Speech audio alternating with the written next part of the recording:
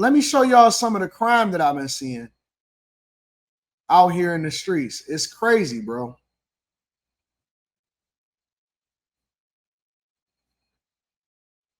Thank you for joining us tonight. I'm Keith Garvin. And I'm Daniela Guzman. We begin tonight with a search for two men accused in connection to a crime where a 16-year-old on a scooter was hit with a car and then shot. Now, the teen did survive. We want to give you a look at your screen. Houston police say 40-year-old Nicholas Cuellar and 25-year-old Julian Cuellar are charged with aggravated assault with a deadly weapon. Nicholas' nephew is also charged, but he is in custody. The shooting happened in late July near Solo Street and Oates Street in 5th Ward. KPRC2's Corley Peel is near that area now with how court documents say police connected the suspects to this crime. Corley. Keith and Daniela, records show that Nicholas Cuellar recently got out of prison and was required to wear an ankle monitor. Houston police say the tracking information from that ankle monitor put him here at the scene at the time of that shooting. Investigators say he actually spoke with police and admitted to the crime, but it's unclear where he is and why he hasn't been found. Surveillance shows Nicholas Cuellar chasing down a 16-year-old teen on a scooter with this white SUV. This is near Oates and Solo Streets. Records show Nicholas' nephew, Julian, is in the passenger seat, pointing a rifle out the window, firing a shot, but he misses. Investigators say Nicholas hit the teen with the car, knocking him off his scooter. Nicholas told Houston police his 16-year-old nephew in the backseat shot the teen on the ground. A month after the shooting, police found the white SUV in an H-E-B parking lot. It was registered to Nicholas' girlfriend. Police got Nicholas on the phone, who says before the shooting, he showed up to a relative's house, finding Julian and his 16-year-old nephew in the front yard with guns. They asked Nicholas to roll around the block to find the teen on the scooter and his friends, who allegedly were throwing rocks, breaking windows at the house. After the shooting, Nicholas' teen nephew was arrested, but he and Julian are still on the run. What kind of monsters is out here? What kind of OGs do y'all got? Y'all don't have what kind of that's what's wrong in the streets. Even the streets used to live by a code. The streets used to have a code. The streets wasn't rocking like this. Listen, this is the way it used to be. It used to be to where whenever the OGs or the people was doing something or they was out here, if they seen the young bulls, especially if they was related to them, they didn't tell them that, hey, I'm gonna come jump in the car and we about to go put in some work to get. That's not what it was. It was like, hey, my OGs and the people that came up, and this is the reason why I got the mentality that I have right now. It's not that I didn't grow up around it. It's not that it wasn't normalized what was happening. I grew up in the inner city just like everybody else. But I had a lot of different impacts and influences on me.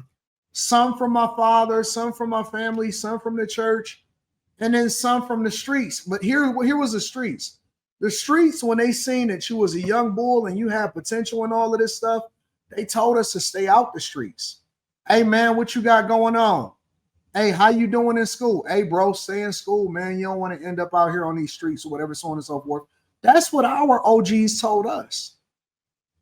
Our OGs, when we would see them put in work and we would be like, hey, man, I want to be out in these streets like you or with you. Nah, bro, what you talking about? Man, you got good parents, bro. You got this and that, so on and so forth.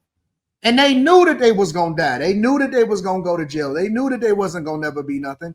And so they was living that life. But at the very least, they still had love for the people that was coming up after them, or they had love for the people that they knew had greater potential. And I don't know if it was spiritual. I don't know if it was internal, where even people that was doing wrong could still see the potential in somebody else that was doing right. And so my cultural norms was different, because when I was coming up, it was like, because I remember when I first, my dad had sent me to private school because I was, starting to get involved in stuff I wasn't supposed to. So it was not when I was in middle school, he sent me to private school and he sent me to an all boys school.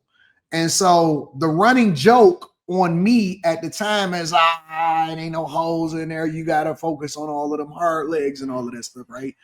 But we didn't take it as serious as the guys on the internet today. And then the guys we took everything as a joke. You learn how to Jones back. That's how I know how to cap on y'all so back. Y'all say stuff in the chat. It ain't nothing that I ain't never heard before because I grew up getting, you know what I'm saying? We capped on it. We called it capping. We Jones on each other. We capped on each other.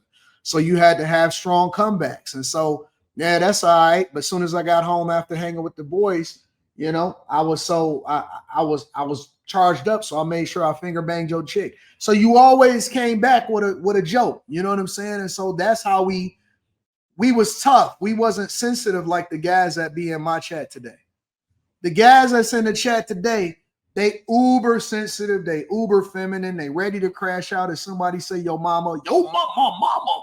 Oh, don't you ever say nothing about my mama. And so it was different back then. We used to Jones all day and you just couldn't be sensitive. And then you start to develop the thick skin, right? And so that was the running joke. That's why your parents sent you to an all-boys school or whatever. And this was the OGs and different people that teased you. But at the same time, the joke was in jest because they also was great advocates for you to go off and do great things. Hey, man, you smarter than us, or hey, man, I want to. Nah. Man, stay your punk A home, bro. Come on, man. Let's go do whatever it is you got to do. So our OGs was different, or at least mine or people from Detroit was different. They didn't want you in the streets. They wanted better for their kids. They knew that they wasn't necessarily going to be anything, but they didn't want you to go down the same path as them, and so they protected you. I don't know what this group of people is doing right now.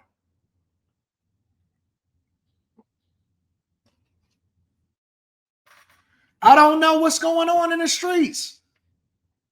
The OGs act like the little kids. The people is acting stupid. Everybody acting like they ain't got no sense. The people that's putting in work is younger and younger and younger every single day. What do you mean? What do you mean? Why is it so young? Why are they so? Where is they getting all of this from? Where is they getting it from? Like they not learning this on their own. Do what you think that these young boys, 11, 12 years old, that they went and found guns on the street, man, they getting that straight from their homies. They getting it from the OGs because they don't care nothing about them no more. It's a different time. It's a different place that stuff is taking place nowadays. Don't nobody got no real respect for each other. And everybody is just out here like the Wild Wild West, bro. People is out here like the Wild Wild West. Nobody got no respect for each other. Two armed robbers who attacked a convenience store owner. Yeah, the men were caught on camera running away with a cash register after leaving the owner bleeding inside his store. It happened early this morning at the Harvest Food Store on Yale Street in Houston's Independence Heights. Michelle Choi details what happened. Yeah, take a look. This spot right here inside Harvest Food is where I'm told one suspect jumped over the counter. The other person got inside through that glass door. The store manager also showed me these two zip ties she says the robbers brought in. See, they jumped in through that's why you got to keep the glass closed. You can't you can't even not have the glass at all. When you got the glass, you got to keep the glass closed right now. The bulletproof glass is to protect you from people running in. Doors locked, glass closed. You got to make sure everything is straight. You see them Red Bulls right there in the front? You see them Red Bulls right there? Right there? Let me tell you what that is. That's extra protection. I taught you something new today, didn't I? That's extra protection. You see the cans and the goods and stuff up front? Y'all think that that's extra storage? That's not extra storage. That if somebody is shooting, you got the extra protection because the bulletproof glass only go up here. It's from waist up. It's not going down. It's extra protection. So if you shooting, you got to shoot the cans and it got to go through the wood in order for it to come through. That's extra protection. A lot of people not familiar with that. You ain't know that, Black Beauty, did you? You ain't know that, Black Beauty, did you? Yeah. That's extra protection. It's a makeshift bulletproofing area over there. I can't give them all a game, Desiree. I can't give them all a game. This is hood logic 101. This is hood logic 101. Extra. Believes they were going to use it to tie up the owner, but never used it because things quickly escalated. Surveillance video from the vape shop next door shows the two suspects sprinting away, one with the store's cash register tucked under his arm. According to HPD, this happened around 1 a.m. Wednesday when two men wearing masks came in, armed, and pistol whipped the store owner who was working alone at the time. I spoke with him by phone earlier today. Still recovering from his injuries, Muhammad told me the suspects hit him in the face multiple times and even fired 3 shots. He was later rushed to the hospital, needing nearly 10 stitches to his head. Muhammad said the men got away with about $3,000 in cash, cell phones, and even packs of cigarettes before taking off in a red truck parked nearby. Among those shaken by the news, his friend Bobby Harris, who rushed out here and shared the video. When you heard about what happened to him last night, what was going through your mind? I was pissed off. Bobby says Muhammad has run this food store for more than 30 years, and his friend doesn't deserve this. He's a great guy, great businessman in the community. He helped a lot of people. They do a lot for the community. Both Bobby and Muhammad tell me crime isn't common here, so they're both shocked. They're now hopeful the suspects will be caught soon. End of the day, we're just trying to feed our family and go home safely. In the meantime, Harris says they'll be tightening up security and come together. We all got to stick together. We business. What is that? So wait a minute. They knew what they was doing. They knew what they was doing. Ain't nobody crazy. Y'all see what I see? They gonna act like they showing a security camera, but in reality, we know what's going on. They got the ruby rabbit up there. They got the mighty metallic wand right there. Get the hell out of here, bro. They knew what they was doing. See, I'm good. I got the eyes. I got the eyes. I can see things. Stuff when everybody just glance over it, I'm able to spot certain things. Okay, all right. I see what y'all got up there. I see what y'all got up there. They thought that they was going to let that slide through. See, y'all got we used to call these in the video games. These was what was they called in the video games? Easter eggs? Yeah. We used to it's a back massager. Nah, that ain't no back massager. That ain't no but a ruby rabbit. I don't look at that as a back massager. We used to call these Easter eggs inside of the video games where it will be certain things that the developer put in there. The developer put in there certain things for you to be able to catch. Yep, we call them Easter eggs. But crime is out of control everywhere.